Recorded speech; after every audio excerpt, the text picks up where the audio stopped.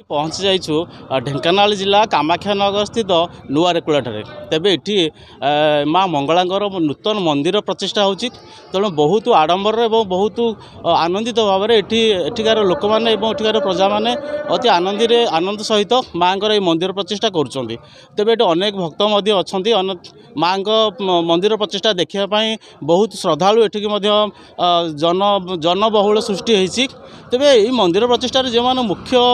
गाँव तो प्रत्येक व्यक्ति मैंने अंशग्रहण करते जन व्यक्ति मुख्य दायित्व नहीं से कार्यटी माँ मंदिर प्रतिष्ठा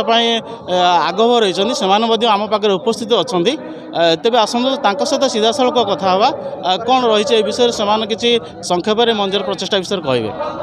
आम पाखे जड़े सर उपस्थित अच्छे सर आपको ढेंकानाल न्यूज तरफ स्वागत सर आज माँ मंदिर प्रतिष्ठा होती से विषय कौन किसी कहूँ देखो आज्ञा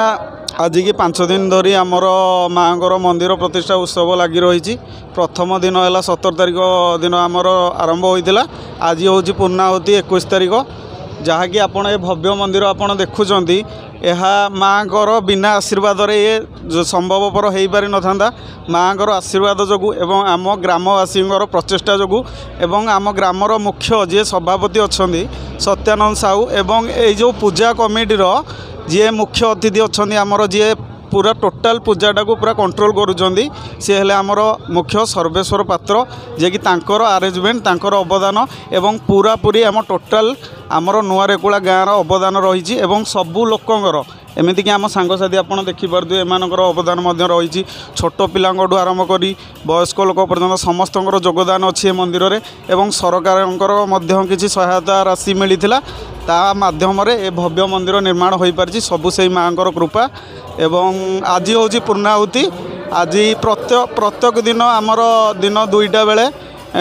माने खाद्यर व्यवस्था हुए एवं संध्या 7टा बेले हुए हरिहाट लगी रही आपण मैंने देखिए ब्राह्मण पंडित मैंने 5 दिन धरी पूजा पाठ लगी रही 5 दिन धरी आमर सुचारू रूपे एपर्यंत माँ एत आशीर्वाद माने कौन सी बाधा विघ्न घटी ना 5 दिन धरी सबू से माँ इच्छा एवं आमे भी तांको शरणागत होई रहीचु एवं तांकर जीवन थिबा पर्यंत सेवा करिवु एतिक होची मोर आपनक पाखरे निवेदन माँ विषय मुझे कहवाक कि आज्ञा ता इच्छा सब चलुची आ जो तो आम आज ये ठिया पार्छु एत जनगहली देखिपुर ठाकुर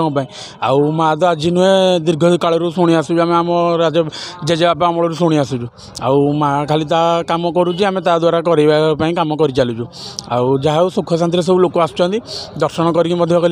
आउ कहीं भी माने आसिले मन अशांति करके जाऊना आउ रेकुला गाँव एमती गोटे गाँ एटिकी थरे जी आसला बार बार सब आसिया मन कर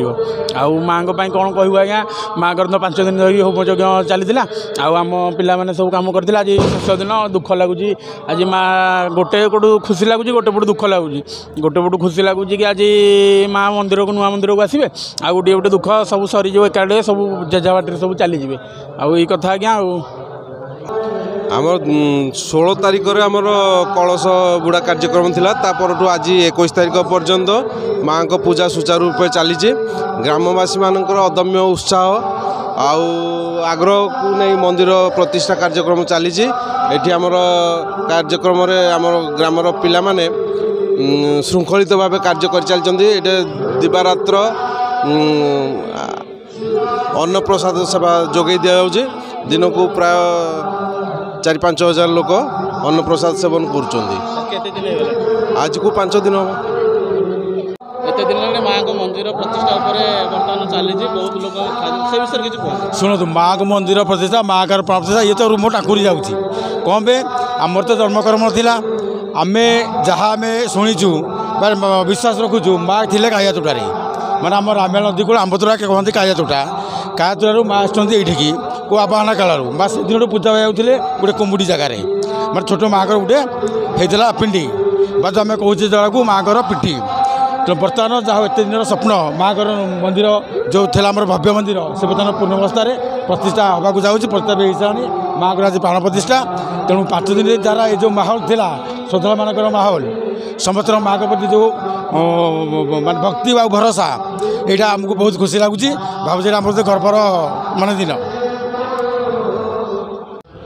नुआ रेकुलार अधिष्ठात्री देवी माँ मंगला आज जन्मोत्सव पालन होची माँ आज जन्मवेदी विराजमान हेबे। बहुत नुआरेकुलावासी पूरा कामाख्यानगरवासी आज बहुत खुशी लहरी खेली जासी। माँ आज आशीर्वाद कृपा लाभ पूरा कामाख्यानगर पूरा ढेंकानालवासी रोची। आज भोजीर आयोजन सहित लक्षाधिक लोकंर समागम हो तेणुक माँ मंगला प्रत्येक रेकुलावासी कामाख्यानगरवासी आशीर्वाद कृपा लाभ करन। ଆପଣ ଦେଖୁଥିଲେ ନୂଆ ରେକୁଳା କାମାକ୍ଷାନଗର ସ୍ଥିତ ନୂଆ ରେକୁଳାଠାରେ କିଭଳି ଭାବରେ ଏଠି ଶ୍ରଦ୍ଧାଳୁମାନେ ମା ମଙ୍ଗଳାଙ୍କର ଯେହେତୁ ଏକ ନୂଆ ମନ୍ଦିର ପ୍ରତିଷ୍ଠା କରାଯାଉଛି ସେହି ଅବସରରେ ଏଠି ଅନେକ ଶ୍ରଦ୍ଧାଳୁ ଯୋଗଦାନ କରିଥିଲେ। ଏବେ ଏ ଅଞ୍ଚଳର କିଛି ବ୍ୟକ୍ତି କହିବାକୁ ଗଲେ ଏ ଅଞ୍ଚଳର ସମସ୍ତ ବ୍ୟକ୍ତି ଅତି ଶ୍ରଦ୍ଧାର ସହିତ ଅତି ଭକ୍ତିର ସହିତ ମାଙ୍କର ମନ୍ଦିର ପ୍ରତିଷ୍ଠାରେ ଯୋଗଦାନ କରିଥିଲେ ଏବଂ ସେମାନେ ମଧ୍ୟ ଅତି ଆନନ୍ଦିତ କହୁଛନ୍ତି, ଅତି ଖୁସି ହେଉଛନ୍ତି ଯେ ଯାହା ହେଉ ଆଜି ମାଙ୍କର ଏତେ ବଡ଼ କାର୍ଯ୍ୟ, ଏତେ ବଡ଼ ପୂଜା, ଏତେ ବଡ଼ ମାଙ୍କର ମନ୍ଦିର ପ୍ରତିଷ୍ଠା ହେଉଛି, ସେଥିପାଇଁ ମଧ୍ୟ ଆମେ ସମସ୍ତେ ଖୁସି ଅଛୁ। ଢେଙ୍କାନାଳ କାମାକ୍ଷାନଗର ରେକୁଳାରୁ ପ୍ରତାପ ପ୍ରଧାନଙ୍କ ରିପୋର୍ଟ, ଢେଙ୍କାନାଳ ନ୍ୟୁଜ୍।